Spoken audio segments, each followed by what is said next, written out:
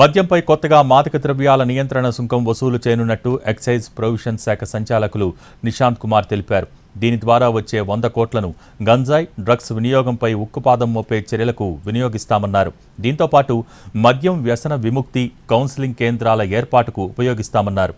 గతంలో మద్యంపై 10 రకాల పన్నులు విధించగా ఇప్పుడు వాటిని 6కు కుదించినట్టు కమిషనర్ తెలిపారు. 3,396 మద్యం దుకాణాల లైసెన్సుల జారీకి కసరత్తు ప్రారంభించినట్టు తెలిపారు. ప్రీమియం స్టోర్స్పై త్వరలో నిబంధనలు విడుదల చేయనున్నారు.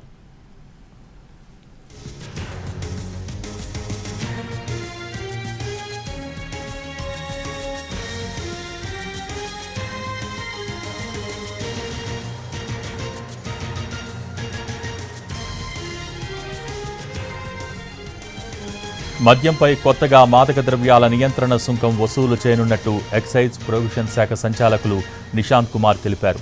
దీని ద్వారా వచ్చే 100 కోట్లను గంజాయి, డ్రగ్స్ వినియోగంపై ఉక్కుపాదం మోపే చర్యలకు వినియోగిస్తామన్నారు. దీంతో పాటు మద్యం వ్యసన విముక్తి కౌన్సిలింగ్ కేంద్రాల ఏర్పాటుకు ఉపయోగిస్తామన్నారు.